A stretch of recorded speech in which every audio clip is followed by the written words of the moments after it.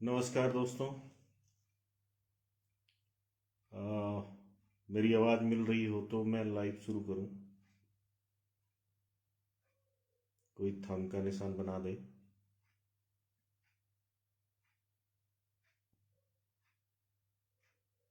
क्या मेरी आवाज़ मिल रही है आपको?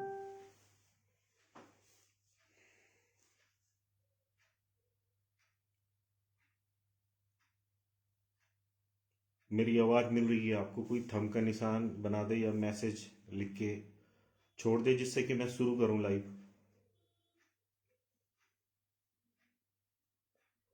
धन्यवाद उमा नेगी जी। आ, शिवांश नौटियाल जी, मेरी आवाज़ मिल रही है आपको? आ, आज राज्य स्थापना दिवस है और निश्चित रूप से ये हमारे लिए खुशी का मौका तो है, लेकिन बहुत सारे ऐसे विचारणीय प्रश्न हैं जिनका उत्तर ढूंढना भी आज बहुत ज़्यादा प्रासंगिक हो गया है, क्योंकि कुछ घटनाएं हाल ही में ऐसी हुई हैं जो ये सवाल पैदा करती है कि ये जो पहाड़ी राज्य उत्तराखंड बना, क्या इसकी जो मूल भावना थी वो पूरी हो पा रही है। देखिए, थोड़ा सा इतिहास में जाएंगे तो जो मुझे जानकारी है उसके अनुसार 1938 में एक कांग्रेस का विशेष सत्र बुलाया गया था श्रीनगर गढ़वाल में, जहां पंडित जवाहरलाल नेहरू ने पहली बार एक पर्वतीय राज्य बनाए जाने की आवश्यकता पर चर्चा की थी। हालांकि वो अंग्रेजों का जमाना था, लेकिन वो चर्चा फिर आगे बढ़ी धीरे धीरे। और आप जानते ही हैं कि 1994 में फिर जो आरक्षण विरोधी आंदोलन था उसने आग पकड़ी, और फिर उसके बाद खटीमा में, मसूरी में गोलीकांड हुए। 2 अक्टूबर को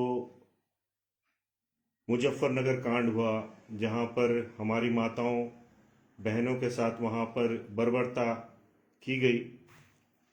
और उसके बाद आखिरकार 9 नवंबर 2000 को एक अलग पहाड़ी राज्य जिसका नाम मूलतः उत्तरांचल था, वो अस्तित्व में आया। तो उसके बाद कल्पना ये थी हम लोगों की कि एक पहाड़ी राज्य हमारा होगा जहां पहाड़ के प्रश्नों का उत्तर मिलेगा। मतलब पहाड़ के प्रश्न ये थे कि जब राजधानी लखनऊ हुआ करती थी तो पहाड़ के लोग सोचते थे कि दिल्ली में या लखनऊ में, दिल्ली में केंद्र सरकार होती है और लखनऊ में राज्य सरकार होती थी, क्योंकि उत्तर प्रदेश का हिस्सा था उत्तराखंड भी। तो वहां पर जो योजनाएं बन रही हैं वो पहाड़ को सोच के, पहाड़ के लोगों की आवश्यकताओं को सोच के नहीं बन रही हैं। इस भावना के साथ एक अलग पहाड़ी राज्य की कल्पना हुई। लेकिन 22 साल बाद ये महसूस हो रहा है कि न तो जो हमारे रोजगार के प्रश्न थे कि पहाड़ी लोगों को पहाड़ में ही रोजगार मिले, वो प्रश्न पूरे हो पा रहे हैं।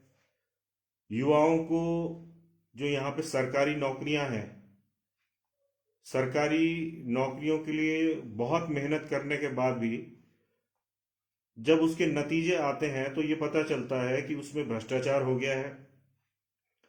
तो सरकारी नौकरियां मिलना भी एक तरह से उत्तराखंड में जो पहाड़ के नवयुवक हैं उनके लिए एक असंभव सा हो गया है।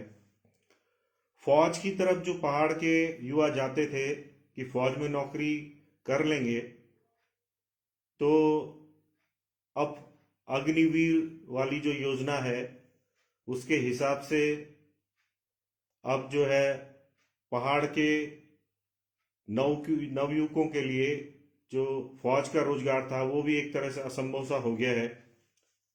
अभी हाल ही में हमारे एक रानीखेत के भाई ने आत्महत्या कर ली, क्योंकि अग्निवीर में 100% फिजिकल में और तमाम टेस्ट में नंबर लाने के बावजूद उसका चयन नहीं हो पाया।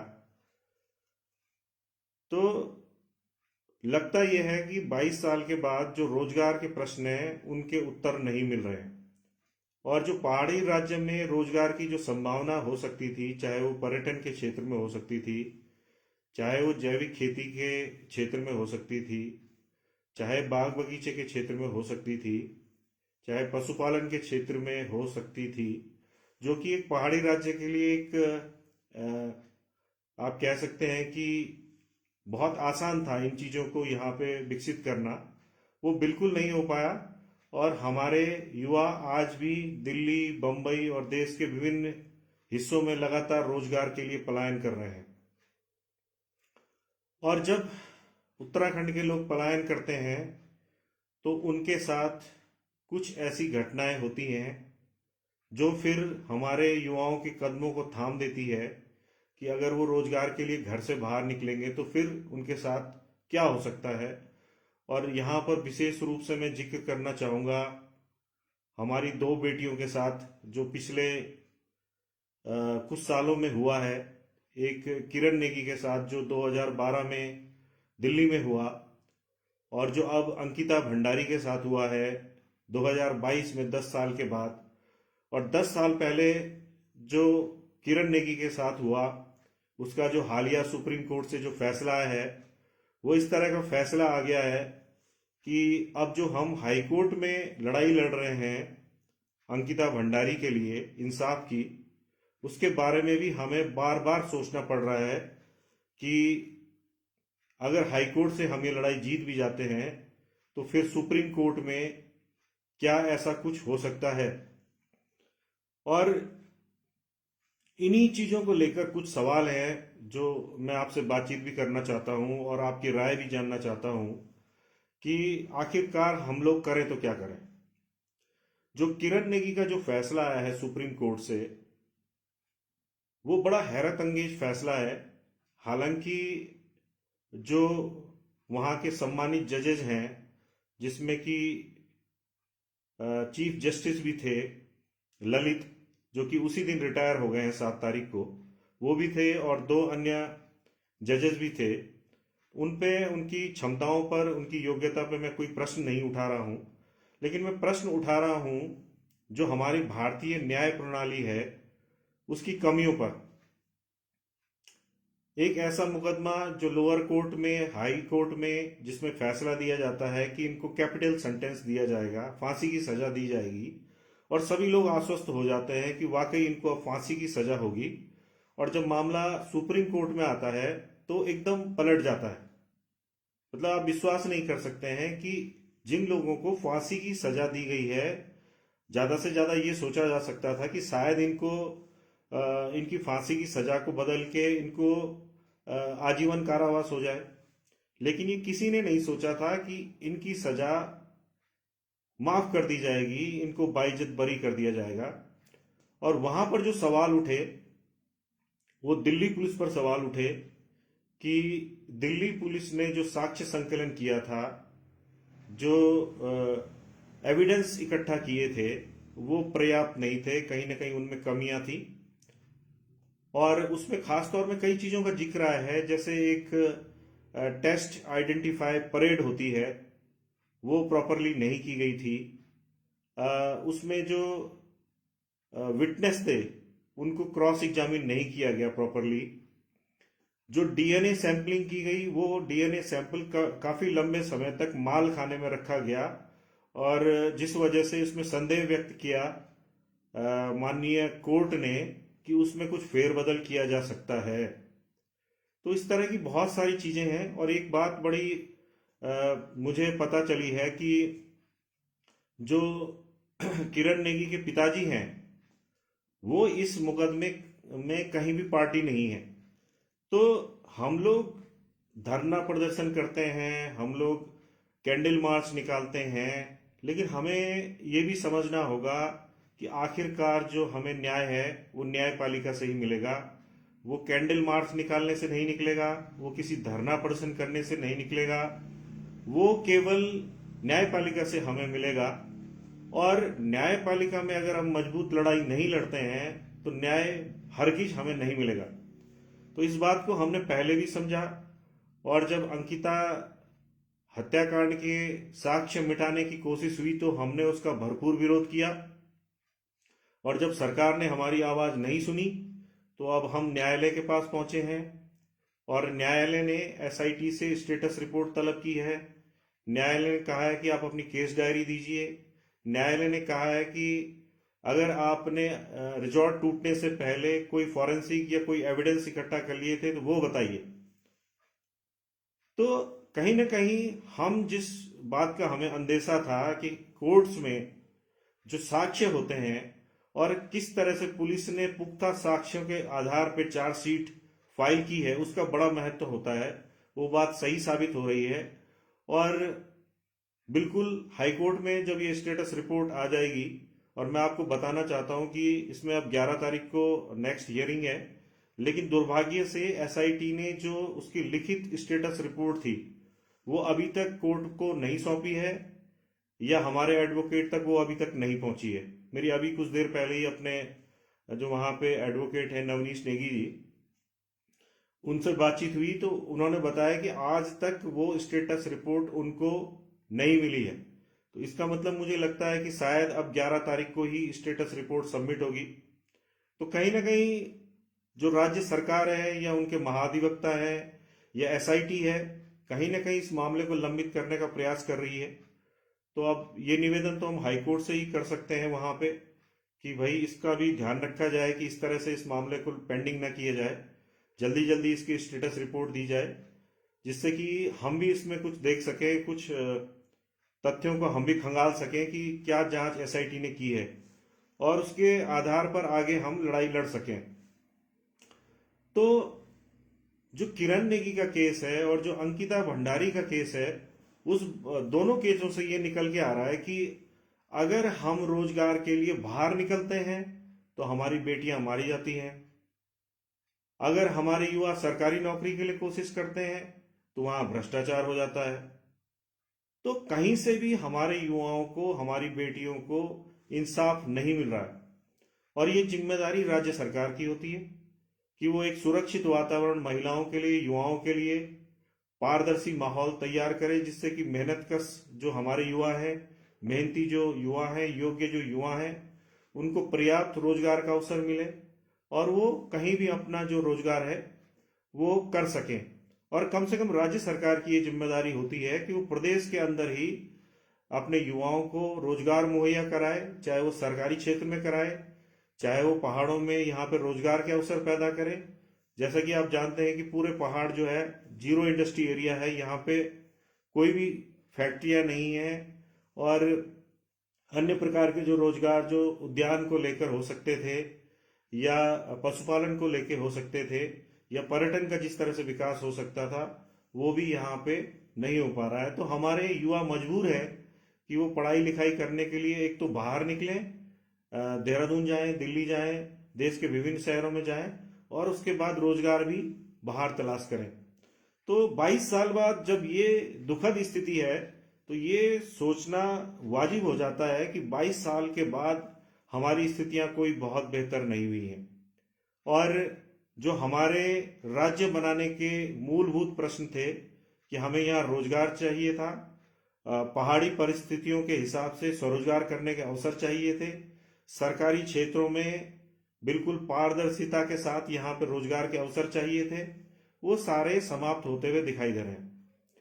तो इसका मतलब ये है कि 22 सालों में जो भी यहाँ पे सरकारें रही हैं, उन्होंने कोई भी ईमानदार प्रयास इन प्रश्नों के उत्तर देने में नहीं किया है। ये बात तो निश्चित है कि जो भी सरकारें यहाँ पे रही हैं और राष्ट्रीय दलों की सरकारें यहाँ पे रही हैं और इन राष्ट्रीय दलों ने ईमानदारी से इन प्रश्नों के उत्तर ढूंढने का प्रयास नहीं किया है, या ये लोग भाई भतीजावाद या अपने लिए संसाधन जुटाने में, अपने लिए पैसा कमाने में इनके विधायक, इनके मंत्री, इनके मुख्यमंत्री लगे रहे और आज 22 साल बाद ये स्थिति पैदा हो गई है कि पहाड़ों में रोजगार के अवसर बिल्कुल भी नहीं है, जीरो के बराबर हैं और हमारे युवा लगातार यहां से पलायन कर रहे हैं। मैं आज की एक और घटना का यहाँ पे जिक्र करना चाहूंगा। पौड़ी जो कि राज्य आंदोलन की जननी है, यहाँ पे एक राज्य स्थापना दिवस का एक कार्यक्रम रामला ग्राउंड में आयोजित किया गया। वहां पर जो आंदोलनकारी पहुंचे थे उनका वहां पर अपमान किया गया। उनको ससम्मान मंच पे बैठाया जाना चाहिए था, उसके बजाय उनको दर्शक दीर्घा में बैठाया गया। और जो भाजपा के कार्यकर्ता था वो सारे जो हैं मंच पे बैठे हुए थे, मंच पे आसीन थे। तो ये आप समझ सकते हैं कि सरकारों ने एक तरीके से राज्य आंदोलनकारियों का एक मजाक सा बना दिया है, जिन लोगों की शहादत से, कुर्बानियों से, और कई दिनों तक वो जेलों में रहे, उसके बाद हमें एक राज्य मिला, महिलाओं ने जो सेक्रीफाइस किया, उसके बाद जो सरकारें हैं और जो राजनीतिक पार्टियों के कार्यकर्ता हैं वो उन राज्य आंदोलनकारियों की भावनाओं का भी मजाक उड़ा रहे हैं। तो ये स्थिति आज पैदा हो गई है। और ये मैं पौड़ी की घटना आपको बता रहा हूं कि पौड़ी में ये हुआ आज। और वहां पे जो हमारे नगर पालिका अध्यक्ष हैं यशपाल बेनाम, उन्होंने भी जो उनकी अजीबोगरीब शेरो शायरी होती है वो खूब सुनाई।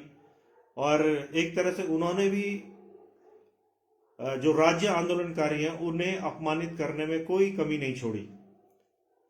और उनका घमंड इतना ज्यादा है, वो कहते हैं कि अगर मैं कुछ काम करता हूं तो उसी काम के बदौलत मैं पिछले 15-20 साल से यहाँ की राजनीति में काबिज हूं और मुझे रिप्लेस करने वाला भी कोई नहीं है। भाई उनको घमंड तो होगा ही, जब पौड़ी के लोग उन्हें लगातार जिताते हैं, उन्हें विधायक बनाया, 2-3 बार उन्हें नगर पालिका अध्यक्ष बना दिया। लेकिन उनसे एक सवाल है कि अगर 15-20 सालों में पौड़ी आगे नहीं बढ़ा तो इसकी जिम्मेदारी को भी कहीं ना कहीं आपको ही तो लेना पड़ेगा, क्योंकि शहर के नगर पालिका अध्यक्ष आप हैं। अगर यहाँ पे कूड़ा निस्तारण की प्रॉपर व्यवस्था नहीं है तो ये आपकी जिम्मेदारी है, लगातार आप नगर पालिका अध्यक्ष रहे। तो ये मैं पौड़ी की स्थिति बता रहा हूं और तमाम मुद्दे यहाँ पे चर्चा में लाए जा सकते हैं। लेकिन पौड़ी का जिक्र करना इसलिए जरूरी हो जाता है कि पौड़ी से ही राज्य आंदोलन की शुरुआत हुई। यहाँ से, यहाँ के जो कलेक्ट्रेट परिसर है, यहाँ पे लोग धरने पे बैठे, लगातार अनशन किया। तहसील हमारे युवा आंदोलनकारियों ने, हम भी उस समय काफी युवा थे, फूंक डाली। और जो जिससे हो पाया उसने एक अलग राज्य बनाने के लिए कमर कसी, कूदा झंगोरा खाएंगे, उत्तराखंड बनाएंगे। लेकिन आज जो है एक ये पहाड़ी राज्य राष्ट्रीय दलों के हाथ में एक कठपुतली बन के रह गया है। और जो मुझे समझ में आया है, और शायद कुछ लोग मेरी बातों से सहमत भी हों या हो सकता है सहमत ना भी हों, कि यहाँ पे राष्ट्रीय दलों का एक उपनिवेश बना दिया गया है उत्तराखंड को, कि राष्ट्रीय दल जो दिल्ली से चाहेंगे वो यहाँ उत्तराखंड में करेंगे। यहाँ पे जो चुनाव लड़े जा रहे हैं, खासतौर पे जो डबल इंजन की सरकार यहाँ पे 2 बार बन चुकी है, यहाँ पे जो चुनाव होते हैं वो मोदी जी के नाम पे होते हैं, लोग मोदी जी के नाम पे वोट करते हैं। लेकिन जब हमारी बेटी अंकिता भंडारी की इस तरह से हत्या होती है तो मोदी जी एक शब्द नहीं बोलते। हमारे ही प्रदेश से जो योगी जी हैं वो पड़ोसी राज्य में मुख्यमंत्री हैं, लेकिन वो एक शब्द नहीं बोलते। तो कहीं ना कहीं ये महसूस होता है कि राष्ट्रीय दलों के लिए हमारी बेटियों का मारा जाना, हमारे युवाओं को रोजगार न मिलना, हमारे युवाओं के रोजगार में डाका पड़ना, उसका कोई महत्व नहीं है। और न यहाँ के जो मौजूदा सरकार है उसके मुख्यमंत्री या उनके जो मंत्री हैं वो लोग इस बात की परवाह करते हैं। क्योंकि जिस तरह से राष्ट्रीय दलों का यहाँ पे बोलबाला हो गया है, और उन्हें पता है कि जब यहाँ पर चुनाव होंगे तो फिर मोदी जी की जो यहाँ जनसभा हो जाएगी तो मोदी जी के नाम पे वोट पड़ेंगे और उन्हें कुछ करने की जरूरत नहीं है। मतलब इसका सीधा मतलब ये है कि आप काम करें ना करें, जनता के मुद्दों पे मुखर हो ना हो, उसका कोई फर्क नहीं है। आपको मोदी जी के नाम पे यहाँ पे वोट पड़ेंगे और आगे भी ऐसा ही चलता रहेगा। लेकिन सबसे बड़ा सवाल ये है कि अगर यहाँ पे मोदी जी के नाम पे ही वोट पड़ने हैं और वो आगे भी पड़ते रहें, तो क्या मोदी जी की जिम्मेदारी ये नहीं है कि पहाड़ी प्रदेश में हमारी बेटियों के साथ जिस तरह से अन्याय हो रहा है, चाहे वो अंकिता भंडारी के साथ हुआ, चाहे वो अब सुप्रीम कोर्ट का ऐसा जजमेंट आ गया, तो क्या उसके बारे में सोचना केंद्र सरकार का भी दायित्व तो नहीं है? क्या उनके लिए केदारनाथ आके कुछ दिन यहाँ पे उत्तराखंड के लोगों की भावनाओं के से खेलते हुए उन्हें भाई बहनों, दीदी भूलियों संबोधित करके उनके साथ एक भावनात्मक जुड़ाव बनाकर यहाँ से चले जाने तक सीमित है। क्या यहाँ के स्थानीय लोगों का जो दुख दर्द है उसे सुनना उनकी जिम्मेदारी नहीं है? तो मुझे तो महसूस होता है कि अगर उत्तराखंड के लोग 22 साल बाद भी इस बात को नहीं समझ पाए हैं कि उनके दर्द का एहसास पहाड़ी लोगों को ही होगा, उत्तराखंड के ही लोगों को होगा, और उत्तराखंड के काबिल लोग जब तक उत्तराखंड की सत्ता में काबिज नहीं होंगे तब तक उत्तराखंड का भला नहीं हो पाएगा। इस बात को तो बिल्कुल समझ लेना होगा कि अगर आगे कोई चुनाव होते हैं, आगे कोई राष्ट्रीय स्तर के लोकसभा के चुनाव हो या आपके विधानसभा के चुनाव हो, तो यहाँ पर कहीं ना कहीं जो आपकी क्षेत्रीय ताकत है, मैं किसी पार्टी का नाम नहीं लेना चाहता हूं क्योंकि क्षेत्रीय राजनीति करने वाली यूकेडी अभी इतनी मजबूत नहीं है, लेकिन कहीं ना कहीं एक गठबंधन के रूप में जितनी भी क्षेत्रीय ताकतें हैं उनका एकजुट होना बहुत जरूरी है। चाहे वो लेफ्ट के लोग हों, चाहे वो यूकेडी के लोग हों, चाहे वो निर्दलीय लड़ने वाले लोग हों, चाहे वो कांग्रेस में हो लोग लेकिन क्षेत्रीय सोच के हों, और कांग्रेस से इतर निर्दलीय भी चुनाव लड़ने की क्षमता रखते हों, या बीजेपी में भी कुछ लोग हो सकते हैं जिनको लगातार नजरअंदाज किया जा रहा है। तो यहां पे एक ऐसे गठबंधन की आवश्यकता हो गई है क्षेत्रीय लोगों के, जो क्षेत्रीय मुद्दों पर चुनाव लड़े, जिनके पास एक कंक्रीट आइडिया हो कि यहाँ पे किस तरह की प्रदेश सरकार बनाई जाए, जिससे कि यहाँ के जो ज्वलंत सवाल हैं रोजगार के, क्योंकि सारे जो प्रश्न हैं वो रोजगार से जुड़े हुए हैं।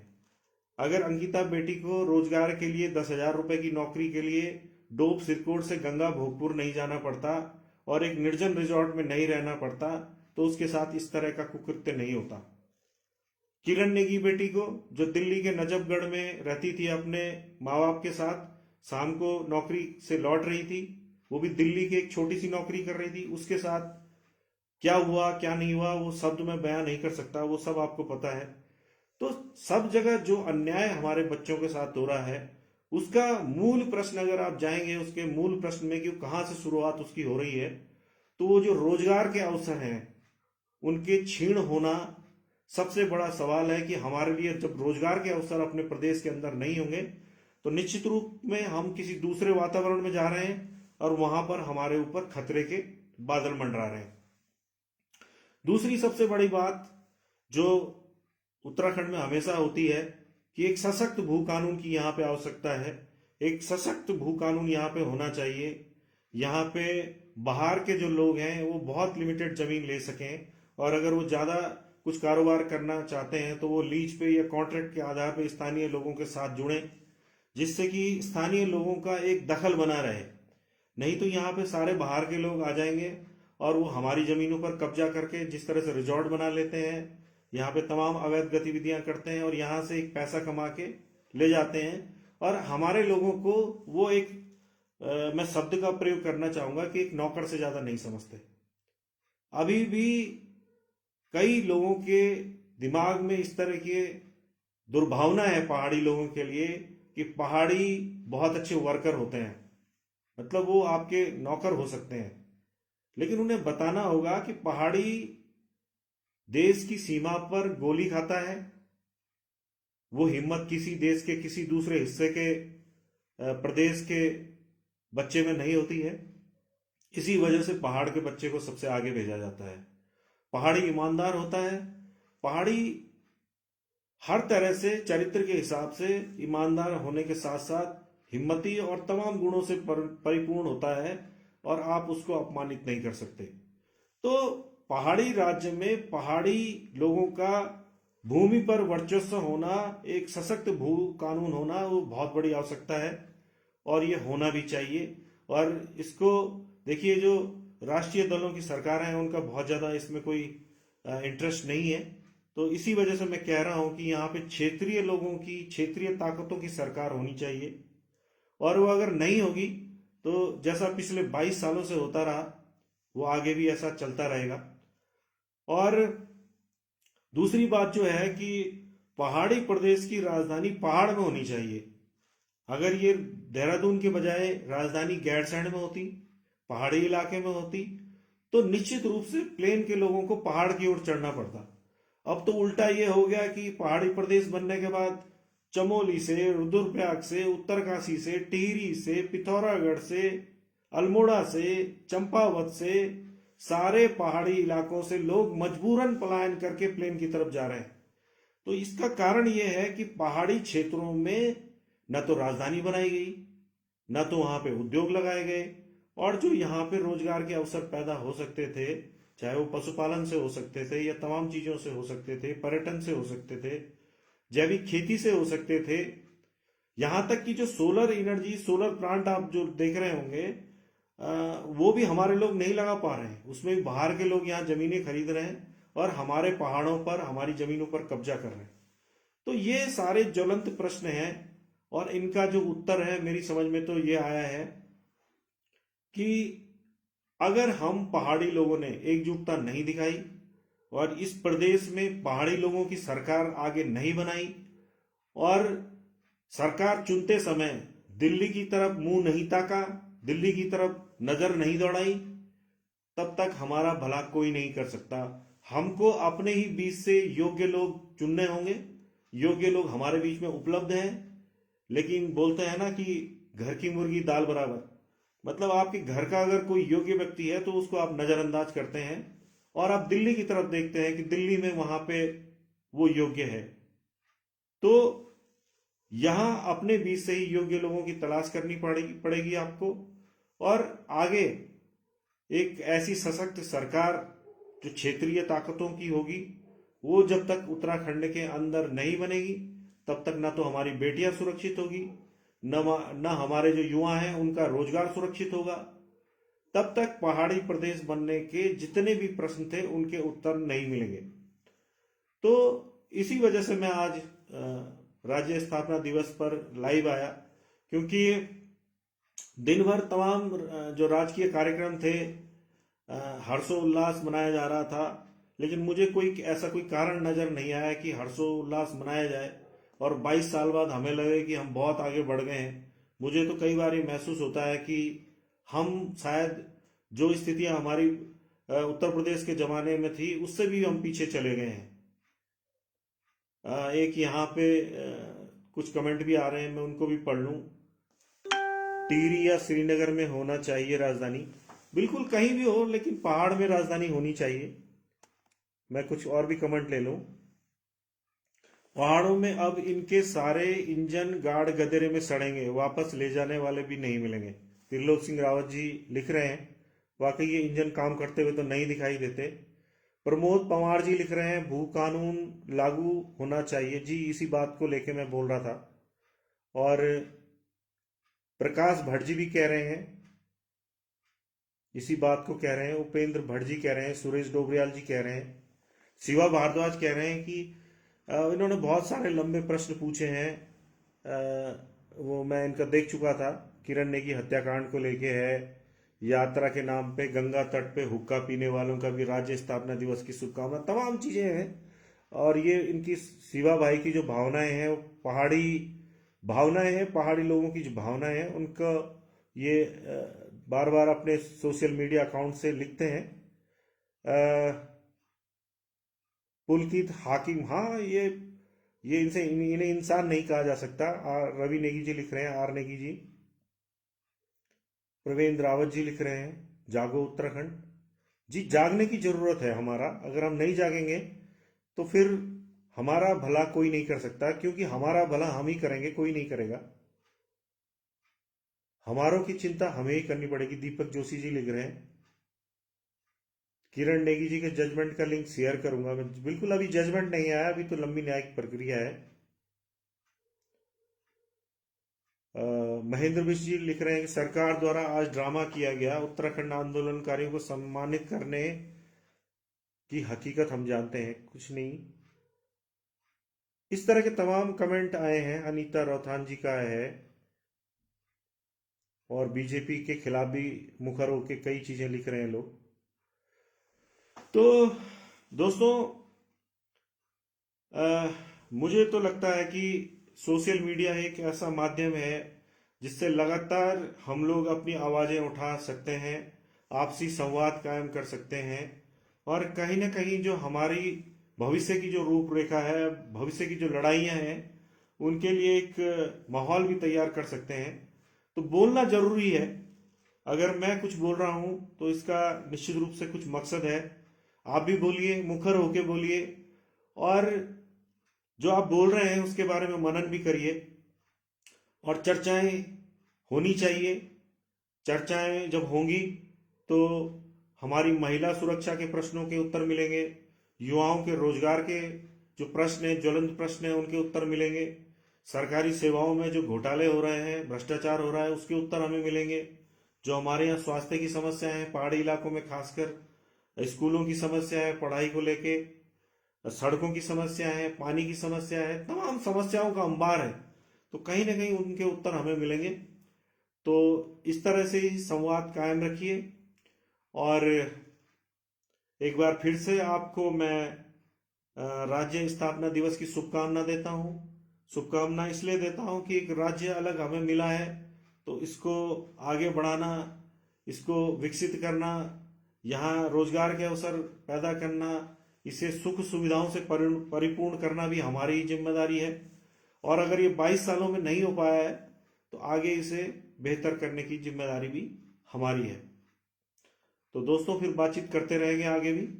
और आप लोग जहाँ भी रहें स्वस्थ रहें और सुरक्षित रहें। कल रात 2 बजे के आसपास भूकंप भी आ गया था। शायद वो भी हमें एक चेतावनी दे रहा है, ईश्वर भी हमें चेतावनी दे रहा है कि हम लोग जागें और अपना भविष्य सुरक्षित करें। जय उत्तराखंड, जागो उत्तराखंड।